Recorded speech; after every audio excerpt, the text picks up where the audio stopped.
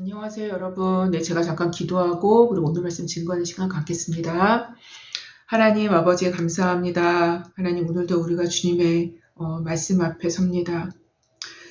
하나님 오늘도 주의 말씀으로 우리가 살 수 있겠사오매, 또 그 말씀을 가지고 우리의 삶을 유지할 수 있겠사오매, 하나님 아버지 우리에게 오늘도 주의 말씀을 깨닫게 하시고 들을 수 있는 귀와 볼 수 있는 눈과 깨달을 수 있는 마음을 허락하여 주시사, 하나님 오늘도 주의 말씀이 우리 내면 가운데 말씀되어질 수 있는 시간이 되게 하여 주시옵소서.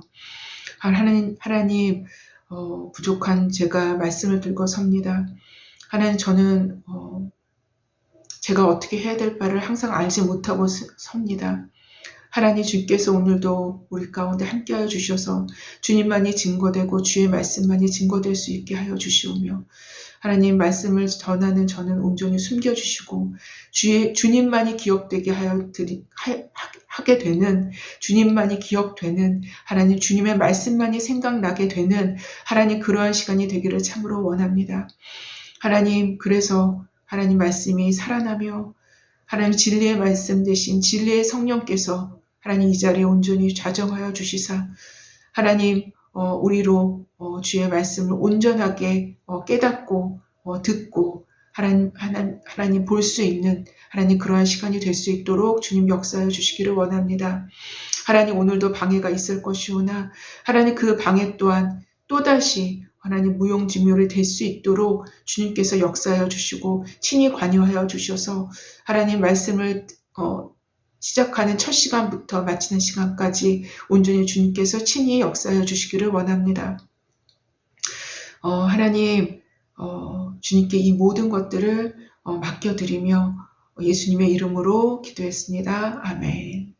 네, 여러분 오늘도 제가 말씀을 들고 섰는데요. 네, 로마서 말씀입니다. 다시 로마서 말씀으로 돌아왔습니다. 네, 그래서 오늘은 로마서 9장, 계속 9장이죠. 9장인데 로마서 9장 21절부터 23절을 본문으로 잡았습니다. 네, 그리고 말씀의 제목은 연휴 때와 같이 로마서 본론 네 번째 시간을 계속 갖고 있는데요. 네, 이스라엘의 구원과 하나님의 절대 주권에서 하나님의 선택과 예정 16번째 시간을 갖게 되었습니다. 네. 그러면 제가 말씀을 오늘 본문을 한번 봉독해 보겠습니다. 로마서 9장 21절부터 23절까지입니다. 토기장이가 진흙 한 덩이로 하나는 귀히 쓸 그릇을, 하나는 천히 쓸 그릇을 만들 권한이 없겠느냐. 22절입니다.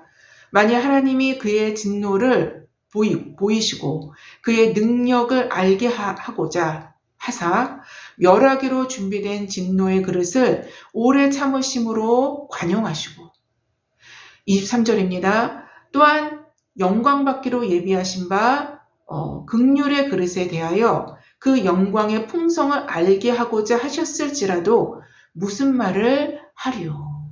네, 이 말씀을 들고 제가 말씀을 증거하는 시간을 갖겠습니다. 네, 특별히 오늘은 여러분 토기장의 비유로 시작을 하고 있는데요. 네, 이 토기장의 비유는 제가 조금 말씀을 드린다면 로마서 19장에 보면은 또 하나의 또한 반론이 일어나죠. 혹 내가 내게 말하기를 그러면 하나님이 어찌하여 허물하시느냐, 누가 그 뜻을 대적하느냐 라고 그 반론자에게 대해서 다시 이걸 설명하는데 20절에는 여기에 대해서 이 사람아 내가 누구이기에 감히 하나님께 반문하느냐, 지음을 받은 물건이 지은 자에게 어찌 나를 이같이 만들었느냐 말하겠느냐에 대한 이 말씀에 대해서 다시 한번 비유로 사도 바울이 설명을 하는 것입니다. 특별히 이 반론은 그러면 하나님이 어찌하여 허물하시느냐, 이 반론은 바로 또 밑구절이죠. 18절 본문에서 끝구절, 자기를 하나님께서는 하고자 하시는 자를 긍휼히 여기시고 하고자 하시는 자를 완악하게 하시느니라 라는 이 말씀에 대한 반론이었죠. 그렇죠? 그래서 요 말씀에 대한 반론으로 하나님이 어째 그러면 허물하시느냐 이렇게 이제 반론자가 말을 하는 거죠. 예. 그래서 하나님께서 본인이 다 택하시고 본인이 또 유기하셔서 그냥 내버려 두신 자에 대해서 그 사람에 대해서 어떻게 허물하실 수 있느냐라는 반론이죠. 그렇죠? 예. 근데 사도 바울이 이제 얘기하는 것은 온 인류는 하나님 앞에서 다 죄인입니다. 다 모든 사람이 다 죄인인 것입니다. 예. 그 죄인된 입장에서 우리의 위치를 잃어버리지 않고 인간 자신의 위치를 잃어버리지 않고 우리의 위치, 우리의 실존적인 위치를 깨달을 때야 이 반론에 대한 답을 우리가 얻을 수가 있는 것입니다. 예.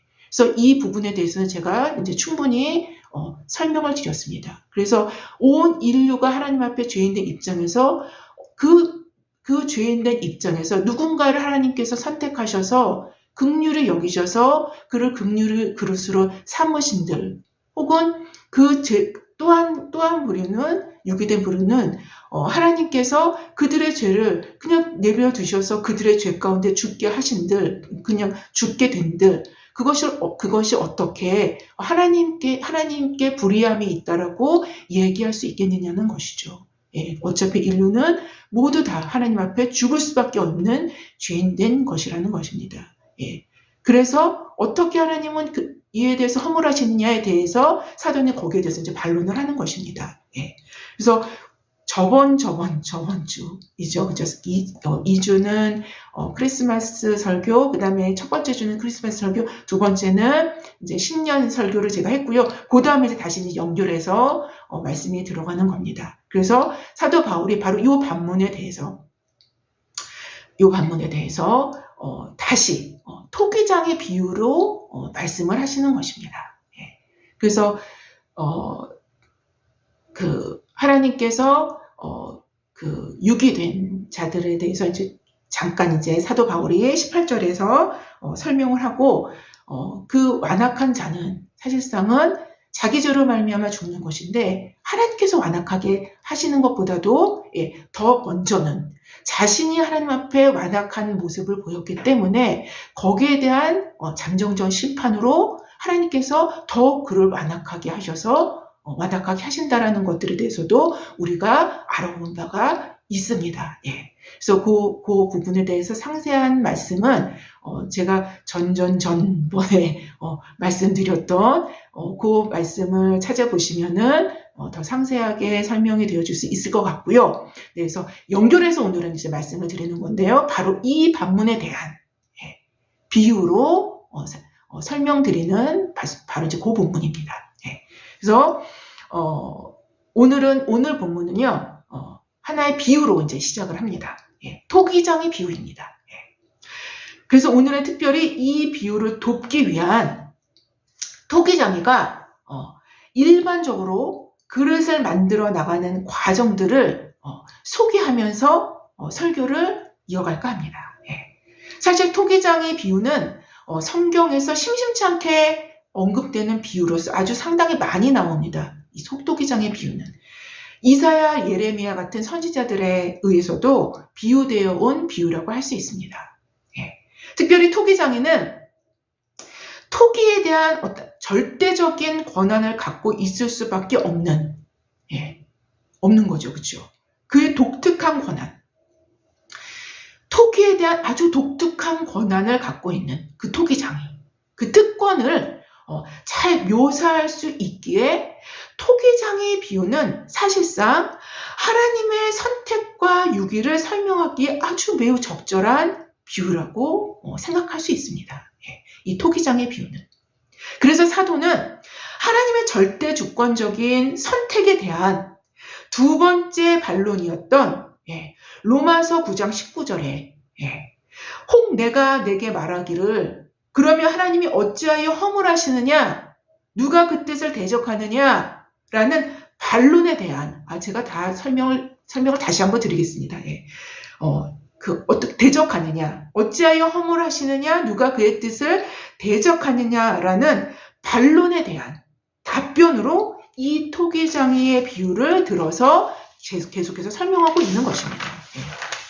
즉 20절 말씀, 곧 위에서 언급한 두 번째 반론에 대한 답으로 주어진 20절 말씀을 다시 비유적 설명으로 이어가고 있는 것이 오늘 본문이라고, 오늘 21절 본문이라고 말씀드릴 수 있어요. 예. 그래서 오늘 본문 20절은 이렇게 기록을 하죠.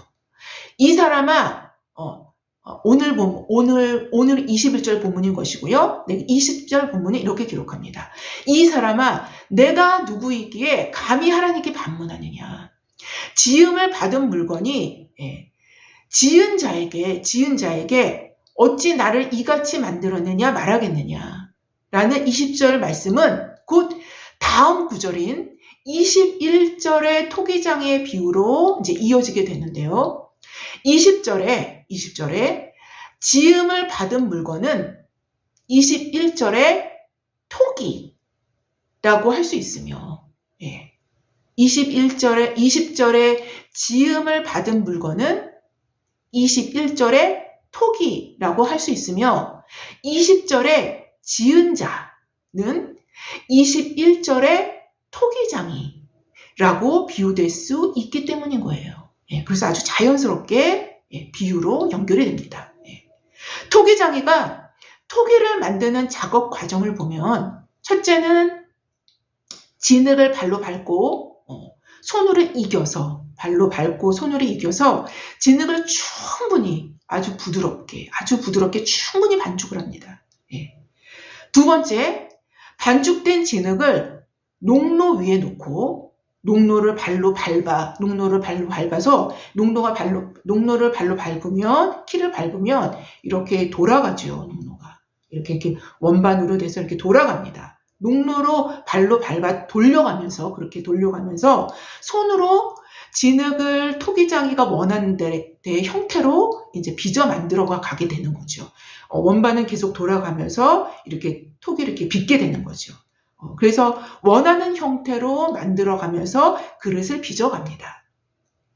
여기서 농로는 토기를 만드는 데 쓰는 나무로 된 회전 원반이라고 말씀드릴 수 있겠죠. 그렇죠? 그래서 만약 이 과정에서 그릇에 어떤 흠이 생기거나 어떤 문제가 생겨서 울퉁불퉁해져서 이쪽 면은 너무 얇게 되거나 이쪽 면은 너무 두껍게 되거나 이런 식으로 해서 고르지 못하거나 어떠한 문제가 생기면 반죽을 다시 그릇의 모양을 다시 만드는 과정을 계속 반복을 한다고 합니다.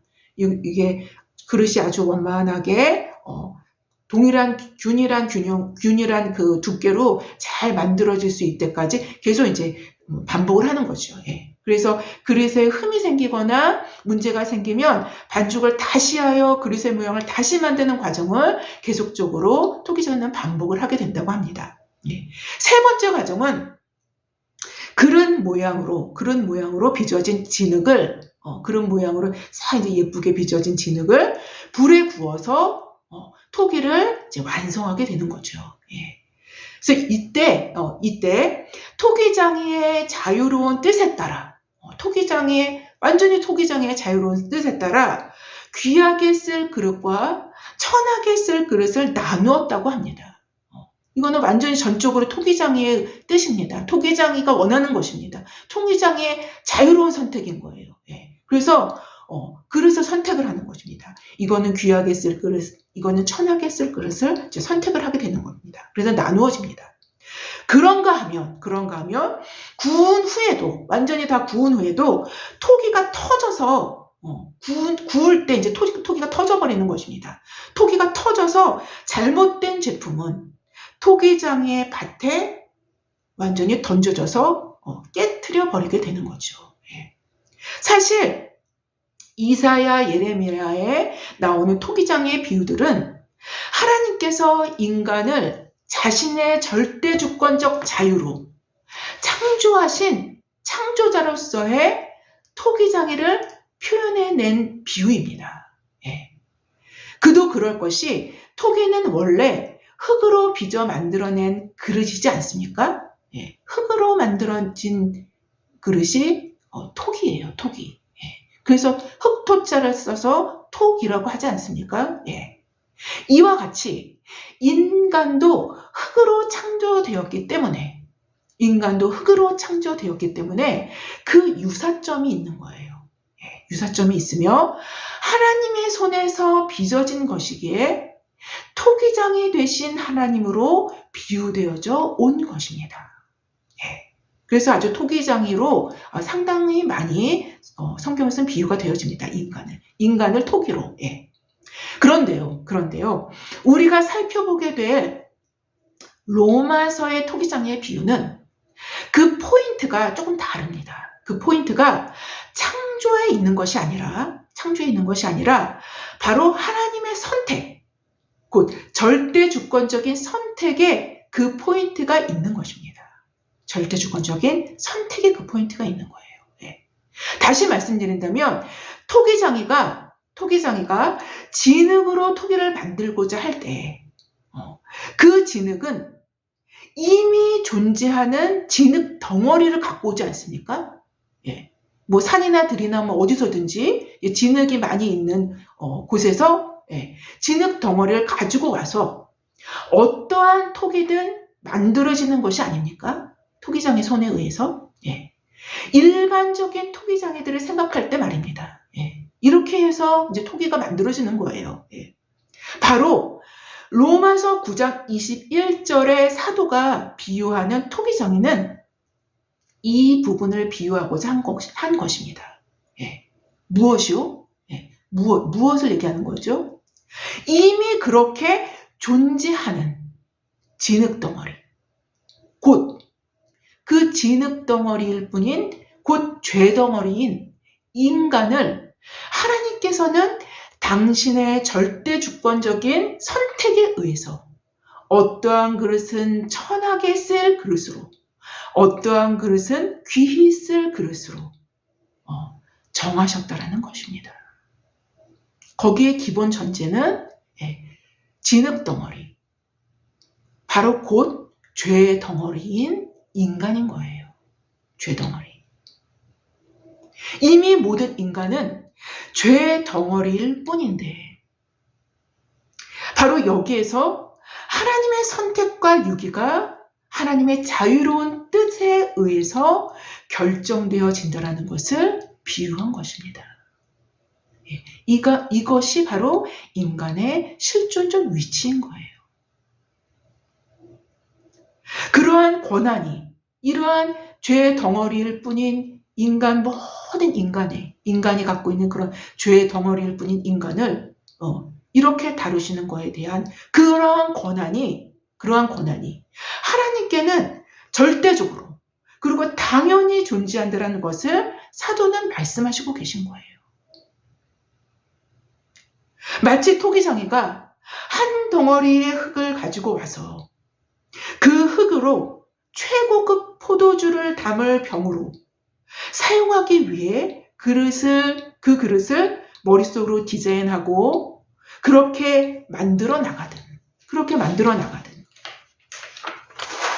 아니면 한 덩어리의 흙을 가지고 와서 종지 그릇을 만들든 여하튼 그 모든 것은 당연히 토기장이의 절대적인 자유에 속하는 것이며 그 누구도 이러한 문제에 대해서 당신이 왜 종지그릇을 만들었느냐? 당신이 왜 귀에 쓸 포도 아주 귀한 포도를 담을 병을 만들었느냐? 질문할 사람이 누가 있겠느냐는 것입니다. 당연히 토기장의 절대적인 자유에 속하는 것이며 그 누구도 이러한 문제에 대해서 옳고 그름을 따질 수 없다는 것은 분명하다는 것입니다. 사실 이러한 문제는 의로우냐 불의하냐 옳으냐 바르냐의 문제가 될 수 없는, 오히려 이러한 문제보다 이러한 문제를 문제 삼는 문제보다 이러한 문제를 문제 삼는 문제보다 그 문제를 문제로 문제시하는 사람보다 더 근원에 접근되어 있는 것으로 애초에 처음부터 만들어낸 자의 절대적이고 침범할 수 없는 절대적 자유를 말하고 있는 거예요. 절대적 자유를. 그래서 20절에서도 이 사람아 내가 누구이기에 감히 하나님께 반문하느냐. 지음을 받은 물건이 지은 자에게 어찌 나를 이같이 만들었느냐 말하겠느냐라고 말씀하고 계셨던 것입니다. 오히려 이러한 가당치 않은 반문을 향해서 지은 자께서 지음을 받은 물건에게 내가 만들어지지 않았다라면 그런 반문조차 할 수 없었을 것인데 내가 만들어진 후에 도리어 만든 자를 멸시하느냐? 라는 또 다른 쪽의 반문을 들을 수 있어야 한다는 것입니다. 또 다른 쪽, 하나님 쪽. 우리가 전에 잠시 살펴보기도 했지만 사실 하나님을 향해서 반문을 하는 지음받은 물건은 지금 하나님께로부터 온 그 인식체계로 그리고 하나님께로부터 온 의의 파편 조각들로 하나님을 대적하는 무기로 삼고 지금 있다라는 그 현실 외에는 아무것도 없다라는 것입니다. 이것이 바로 20절에서 잘못된 위치에서 자신이 누구임을 깨닫지 못한 채 반문했던 자들을 향해서 사도는 이 사람아 내가 누구이기에 감히 하나님께 반문하느냐 라고 답변을 시작하고 있었던 바로 그 이유였었던 것입니다. 제가 저번 주에 설명하지 않은 채 그냥 넘어갔던 저번 주가 아니죠. 저번 주죠. 그렇죠? 않았던 20절의 내용 중에 한 가지 독특한 본문을 이제서 생각해 보고자 합니다. 바로 지음을 받은 물건이라는 사도의 표현에 있습니다. 지음을 받은 물건은 당연히 전 인류, 곧 인간을 의미할 것임은 분명한데요. 로이드 존스는 그의 강해에서 이렇게 기록을 합니다. 그분은 지음을 받은 물건은 아주 매우 흥미있는 어휘이다. 우리가 그 원어에서 지음받은 물건의 그 원어를 헬라 원어에서 플라스틱이라는 현재 쓰는 말을 얻어낸 것입니다. 라고 그는 기록해요. 지음을 받은 물건, 곧 플라스마가 바로 플라스틱이 나온 그 그 용어입니다. 플라스마. 지음을 받은 물건, 플라스마. 바로 너희가, 내가 그러한 존재라고 사도는 말하고 있습니다. 반론을 제기하는 내가 바로 그런 존재이다. 너는 지음을 받은 물건이요. 물질로 합성하여 만든 존재임에 불과하다. 하나님께서 그런 것들을 손으로 다루시고 만져서 모양 지으신 분이시다. 라고 그는 기록을 합니다. 한 단계 낮춰서 말씀드린다면 인간이 플라스틱으로 물건을 제조할 때 그 플라스틱으로 귀하게 쓸 값비싼 물건을 만들든 그 플라스틱으로 강아지 밥그릇을 만들든 그것은 의나 불의의 문제가 아닌 것과 같으며 왜 동일한 플라스틱이면서 이것은 값진 물건을 만드는 데 사용하고 저것은 개밥그릇으로 만드는 데 사용하느냐라고 반문하는 것과 같다라는 것입니다. 당연히 그것은 제조사의 뜻대로 회사가 결정한 대로 그저 그렇게 만드는 것이지 그걸 가지고 강아지 밥그릇이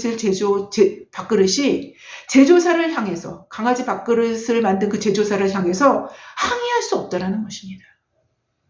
항의할 수 없다라는 거예요. 바로 이러한 지음을 받은 물건,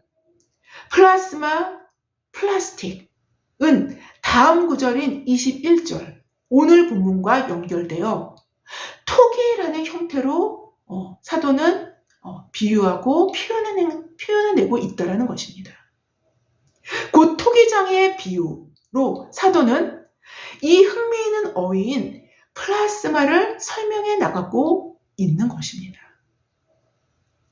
토기장이가 진흙 한 덩이로 하나는 귀에 쓸 그릇을, 하나는 천이 쓸 그릇을 만들 권한이 없겠느냐라고 기록을 합니다. 그러한 권한은, 그러한 권리, 곧 그러한 자유는 충분히 있다라는 것입니다. 충분히 있다라는 거예요. 그럼에도 불구하고 우리는 지금까지 알아온 바로는 도덕적 문제가 완전히 배제되어질 수 없음도 확인되어져 온 것입니다. 예. 이것이 두 가지가 사실상은 같이 존재하는 거예요. 예. 온 셈인 거예요. 그럼에도 불구하고 우리는 지금까지 알아온 바로는 도덕적인 문제가 완전히 배제되어질 수 없음도 확인되어 온 셈인 것입니다. 예. 여러분, 제가 이해하는 거를 지금 이중적으로 제가 설명을 하고 있었던 거예요. 계속. 예. 하나님의 절대 주권, 그분의 자유로운 권리는 도덕적인 문제를 간과하지 않습니다. 그래서 만약 그렇지 않다면 19절에서 거론된 것과 같이 그러면 하나님이 어찌하여 허물하시느냐 라는 반문처럼 하나님은 최후의 심판자로서의 재판장으로서 인류를 심판하실 수 없으실 것임은 분명합니다. 바로 이러한 문제까지 담아내고 있는 비유로 토기장이의 비유를 우리는 또한 생각할 수 있게 된다는 것입니다. 제가 설교 초기에 잠시 운을 띄운 바가 있었는데요. 토기장이가 토기를 제조할 때 전제되는 것은 진흙덩이입니다. 진흙덩이입니다. 그래야 그 진흙덩이를 발로 밟고 손으로 이겨 제조에 적합한 반죽을 해나가기 시작할 수 있을 것입니다. 바로 이미 그렇게 존재된 진흙덩이, 어쩌면 이미 그렇게 존재되어져 버린 진흙덩이, 곧 인간 스스로의 불순종으로 인해서 이 진흙덩이는 곧 죄덩어리가 되어져 버린 것입니다. 다시 말씀드린다면 토기장의 비유 전체는 죄 덩어리가 되어버린, 이미 되어져 버린 인간 진흙덩이인 것입니다. 로마서 9장 21절에 나타나는 토기장이는 바로 죄 덩어리가 되어져 버린 진흙덩어리를 진노의 그릇과 긍휼의 그릇, 하나님의 진노의 그릇과 긍휼의 그릇으로 자신의 뜻에 따라 제조하는 토기장이인 셈인 것입니다. 이 토기장이의 자유로운 권리는 언제나 자신의 영원하신 속성인 공의와 정의, 곧 인간 내면에 심기워 준 양심법, 자연법이죠. 양심법의 원천이 되는 그 공의와 정의에 철저하게 조화되기에 하나님의 절대적인 자유로운 권리는 비도덕적일 수 없는 것입니다. 아예 그것 자체가 불가능합니다. 여하튼 죄의 덩어리가 된, 그것도 인간 스스로에 의해서 그렇게 된 진흙덩어리는 22절의 용도로 제조되어 사용되어질 수 있기도 하고, 22절의 용도로 제조되어 사용되어질 수도 있기도 하고, 22절이 뭔가요? 진노의 그릇이죠. 23절의 용도로 사용되어질 수 있기도 하다라는, 긍휼의 그릇이죠. 있기도 하다라는 것이 로마서의 주장인 것입니다. 22절은 이렇게 기록합니다. 만일 하나님이 그의 진노를 보이시고 그의 능력을 알게 하고자 하사 멸하기로 준비된 진노의 그릇을 오래 참으심으로 관용하시고 라고 말합니다. 바로 이것이 죄의 덩어리가 된 진흙 덩어리를 진노의 그릇으로 사용하시는 경우인 것입니다. 그런 케이스인 거예요. 멸하기로 준비되어 있지만 토기장에는 오래 참으심으로 그 진노의 그릇을 관용하심으로 대우하신다고 성경은 기록합니다. 이 말씀은 이미 지나온 로마서 2장 4절부터 5절을 기억나게 합니다. 우리로. 혹 내가 하나님의 인자하심이 너를 인도하여 회개하게 하심을 알지 못하여 그의 인자하심과 용납하심과 길이 참으심의 풍성함을 멸시하느냐. 다만 내 고집과 회개하지 아니한 마음을 따라 진노의 날, 곧 하나님의 의로우신 심판이 나타나는 그날에 임할 진노를 내게 쌓는도다. 라고 로마서 2장 4절부터 5절까지는 기록했습니다. 이미 지나왔어요. 여러분, 성경에서 분명히 말씀하시고 있듯이 멸하기로 준비된 진노의 그릇은 하나님께서 사랑과 은혜를 완전히 베풀지 않는 사람들이 아닌 거예요. 그렇지 않습니다. 오히려 베풀어 주신 하나님의 인자, 인자와 길이 참아주시는 바로 그 은혜를 멸시하여 하나님께서 참아주시면 주실수록 그 시간을 고집과 회개치 않는 마음으로 그 시간들을 채워 넣는 식의 모습으로 이러한 반응하는 자들을 멸하기로 준비된 진노의 그릇으로 말씀하시고 계시다라는 것입니다.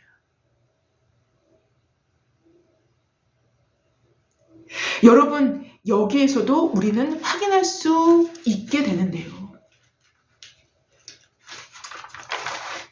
인간의 자유의지는 폐허지지 않지만 왜요? 하나님 만드셨기 때문에, 자유의지도 하나님 주셨기 때문에. 인간의 자유의지는 폐허지지 않지만 그 자유의지는 하나님의 예정과 선택을 이루는데 기여하게 된다는 것입니다. 이게 신비예요. 곧 하나님의 예정과 선택을 이루는데 인간의 자유의지 역시 기여되어 결국 하나님의 영원하신 뜻을 이루게 된다는 것을 다시 확인하게 되는 부분인 거예요. 이어지는 23절은 긍휼의 그릇으로 사용되는 경우를 소개합니다. 또한 영광받기로 예비하신 바 긍휼의 그릇에 대하여 그 영광의 풍성함을 알게 하고자 하셨을지라도 무슨 말을 하리요라고 기록을 합니다. 이러한 긍휼의 그릇을 향한 사도의 표현은 에베소서 3장 14절부터 이어지는 놀라운 기도를 또한 생각나게 하는데요.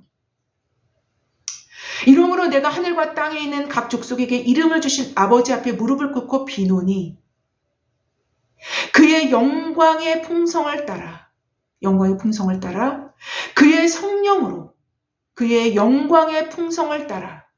그의 성령으로 말미암아 속사람을 능력으로 강건하게 하시오며 믿음으로 말미암아 그리스도께서 너희 마음에 계시게 하옵시고 너희가 사랑 가운데 뿌리가 박히고 터가 굳어져서 능히 모든 성도와 함께 지식에 넘치는 그리스도의 사랑을 알고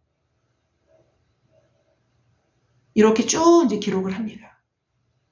여러분, 영광 받기로 예비하신 긍휼의 그릇은 제가 전에도 잠시 말씀드린 바가 있었듯이 그들은 자신이 하나님의 긍휼하심을 받아야만 살아갈 수 있는 그러한 자신의 실존적 연약성을 인식하게 되는 사람들인 거예요. 바로 하나님의 긍휼은 우리 자신을 진실하게 진리 안에서 인식할 수 있는 인식 능력을 그 하나님의 긍휼이 열어주는 거예요. 그 하나님의 긍휼이 그걸 열어주는 것입니다. 그 인식 능력을.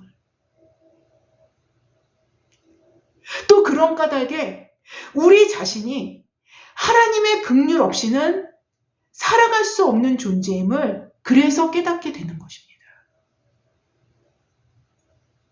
그 인식 능력을 열어줬기 때문에.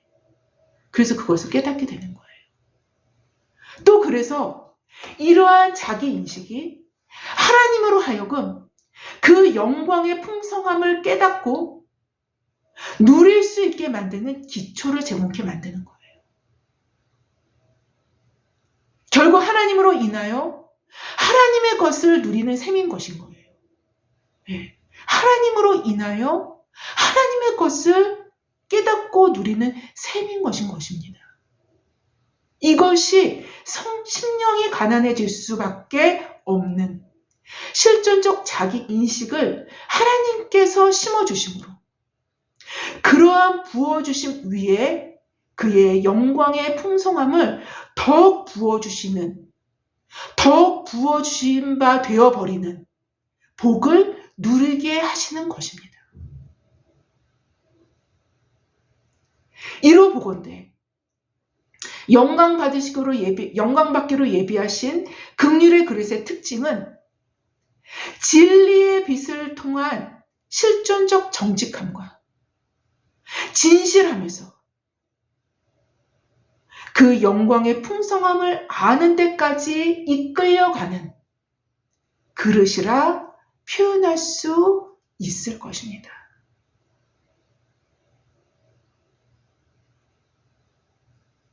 그 긍휼의 그릇은 하나님의 긍휼로 채워지기 때문에 그 긍휼은, 그 하나님의 긍휼은 우리로 그러한 인식체계를 열어주기 때문에 그런 인식체계로 그것을 또한 하나님의 그 풍성하신 그 긍휼의 그릇에 부어주실 그 영광의 풍성함을 또한 그래서 깨닫게 되는 거예요. 그리고 그 깨달음을 통해서 더 큰 영광의 풍성함을 또한 더 깨달아 나갈 수 있게 되는 그 길이 열리는 것입니다. 여하튼 사도는 이렇게 23절을 마감하는데요. 제가 그 긍휼의 그릇에 대한 이 부분은 제가 나중에 다시 한번 설명을 드릴 것입니다. 여하튼 사도는 이렇게 23절을 마감하는데요. 우리가 무슨 말 하래요? 우리가 무슨 말을 하래요? 곧 우리는 하나님께서 자신의 영원하신 뜻으로 선택하고 유기하신 일에 대해서 감히 아무도 말도 할 수 없다라는 것입니다. 감히 이것에 대해서 반문하거나 힐문할 수 없다라는 거예요. 이사야는 이러한 반문을 하는 자들을 향해서 화를 선포하기까지 했어요. 성경이 실제로 그럽니다. 이러한 반문을 하는 자에 대해서 화를 선포하시기까지 하셨습니다. 이사야서 45장 9절 이하에 이렇게 기록합니다. 질그릇 조각 중에 한 조각 같은 자가 자기를 지으신 이와 더불어 다툴진대 화 있을진저.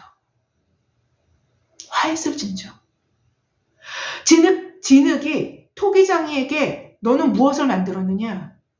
또는 내가 만든 것이 그는 손이 없다 말할 수 있겠느냐? 라고 이사야서 45장 9절은 기록합니다. 이 이사야서 45장 9절은 그 로마서의 그 본문과 굉장히 연결되는 그릇의 의미를 담고 있습니다. 토기의 그릇의 의미를 담고 있어요. 예. 그래서 우리는 죄의 덩어리인 진흙 덩어리, 진흙 한 덩어리, 죄의 덩어리인 진흙 한 덩어리를 하나는 귀 있을 그릇으로, 하나는 천 있을 그릇으로 만들 자유로운 권한, 그 자유로운 하나님의 권한을 인정할 때 이러한 결론으로 정리할 수 있을 듯 싶은데요. 존 스토트는 자신의 책에서 이렇게 정리하여 기록합니다. 호신론적인 입장이죠. 예. 호신론적인 입장, 그 사도가 주장하는 입장에서 그가 로이드 존스가 정리한 것입니다. 그러므로 하나님은 불의하시지 않다. 사실상 바울이 이 서신서의 앞장들에서 보여주었듯이 모든 인간은 하나님 보시기에 악한 존재이고 따라서 어느 누구도 구원받을 자격이 없다. 그러므로 만일 하나님이 어떠한 사람의 마음을 강팍하게 하신다고 해도 그분이 불의하신 것이 아니다. 그것은 그들의 죄로 인해 받아 마땅한 것이다. 다른 한편으로 하나님이 어떠한 사람을 불쌍히 여기신다면 그분이 불공평이죠. 불공평하신 것이 아니다. 하나님은 긍휼로 그들을 다루시기 때문이다. 놀라운 것은 어떠한 사람은 구원을 받고 어떠한 사람은 구원을 받지 못한다라는 사실이 아니라 어떠한 사람은 구원을 받는다라는 것이다. 어떠한 사람이 구원을 받는다라는 게 사실상 굉장히 놀라운 일이라는 것입니다.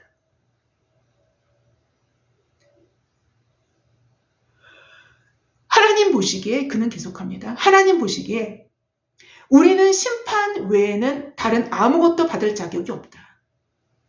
우리가 받아 마땅한 것은 마땅한 것, 심판이죠. 마땅한 것을 받는다거나 우리가 받을 만한 자격이 없는 것, 긍휼이죠. 없는 것을 받는다면 어느 경우에도 하나님이 불의한 것이 아니다. 어느 경우에도 하나님께서 불의한 것이 아니다. 그러므로 어떠한 사람이 유기된다면 그것은 그의 책임이다.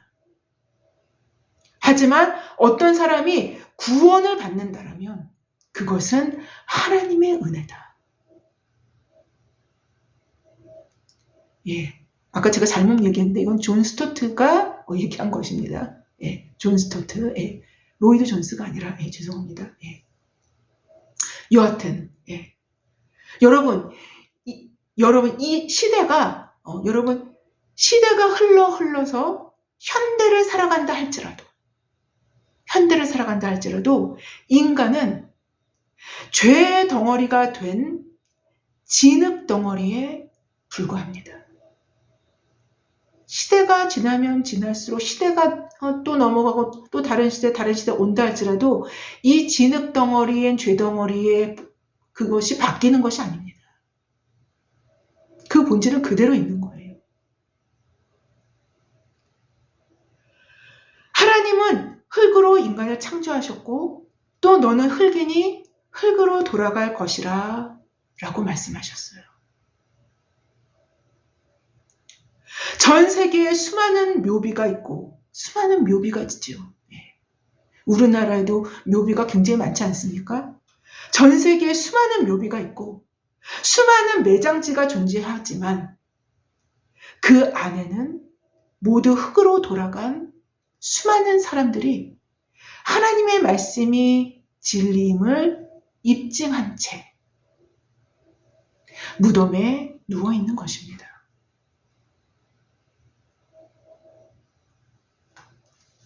흙으로 우리를 만드신 그 동일한 하나님께서 죄의 덩어리가 된 인간을 향해서 긍휼을 베푸시고자 하시는 것입니다. 이것이 복음인 거예요. 이게 복음인 것입니다.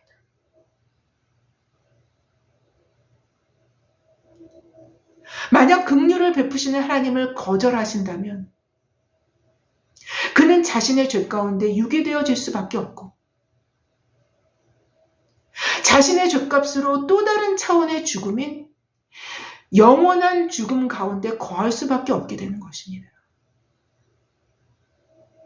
또 만약 복음을 통해서 긍휼의 그릇됨을 스스로 인정하게 되었다라면 그는 그 은혜에 의하여 믿음으로 말미암아 구원을 받았으니 이것은 너희에게서 난 것이 아니요 하나님의 선물이라. 하나님의 긍휼의 선물인 거예요. 하나님의 긍휼의 선물인 것입니다.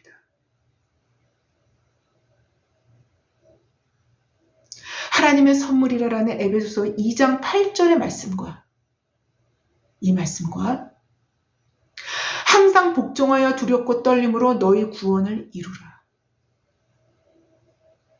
항상 복종하여 두렵고 떨림으로 너희의 구원을 이루라. 이루어 나가라는 것입니다. 라는 빌립보서 2장 12절 말씀을 하나의 구원을 이루는 다른 관점과 다른 측면을 강조하는 하나의 하나님의 말씀을 우리는 기억해야 할 것입니다. 이 말씀은 한 가지입니다. 긍휼의 그릇들은 하나님의 긍휼의 빛이 비춰진 그릇이기 때문에 자신의 자격 없음을 인식하는 겸손함과 또 그 겸손함으로 항상 복종하여 두렵고 떨림으로 구원의 길에서 벗어나지 않도록 근신할 수 있게 될 것이기 때문인 거예요. 토기장이께서 진흙 한 덩어리인 우리를 귀하게 쓸 그릇으로 빚어나가신다면 그의 손에 붙들림 바 된 것, 곧 그의 발은 농로를 밟아 회전판을 돌리고 그의 손은 자신의 긍휼을 부어 우리를 빚어나가실 때 우리에게 일어나는 어떠한 일이든 모든 것이 합력하여 선을 이루시게끔 하시지 않으시겠습니까? 우리에게 필요한 것은 토기장이의 긍휼하심을 믿는 믿음이 아니겠습니까? 농로로 그의 형태를 완성한 후, 농로로 그릇의 형태를 완성한 후 우리를 불 가운데 집어넣으신들 그것이 긍휼을 부으신 그릇을 죽이려고 가만히에 넣으셨다고 생각할 수 있겠냐라는 것입니다. 오히려 그 반대죠. 오히려 그 반대인 것입니다.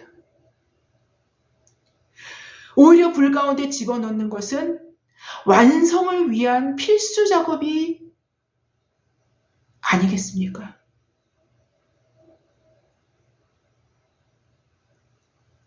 아무쪼록 자격 없는 자에게만 부여될 수 있는 긍휼. 자격이 없기 때문에 부여될 수밖에 없는 긍휼. 그 긍휼의 그릇임을 인식함으로 우리에게 행하시는 토기장의 행하심이 오히려 완성을 향한 은혜임을 더 깨달아 나아가는 저와 여러분 모두가 되어지기를 주님의 이름으로 기도합니다. 제가 기도하고 마치겠습니다. 하나님 감사합니다. 하나님 감사합니다. 우리는 아무 말 할 수 없습니다. 우리는 아무 말 할 수 없습니다. 어떻게 주의 절대 주권 앞에 우리가 반문을 제기하겠습니까? 그 반문 자체가 우리가 어떠한 죄임을 깨닫지 못하는 데서 나오는 반문입니다. 하나님, 주의 빛이 우리를 비추사 우리로 우리를 알게 하옵시며, 그래서 그 알므로 말미암아 겸손하게 우리의 삶을 근신함으로 나아갈 수 있는, 근신함으로 걸어갈 수 있는 그런 우리 모두가 될 수 있도록 주님 역사하여 주시며, 어떠한 상황에서도 그 토기장이의 농로를 밟는 그 발과 그 토기장이의 토기를 만드시는 그 손길 아래서 스스로 겸손하게 굴복되고 불 가운데 집어넣던 물 가운데 집어넣으시던 완성으로 가는 기름을 우리가 깨달을 수 있는 하나님, 그러한 은혜가 우리 가운데 임할 수 있도록 주님 역사하여 주시옵소서. 감사하며 예수님의 이름으로 기도했습니다. 아멘. 감사합니다.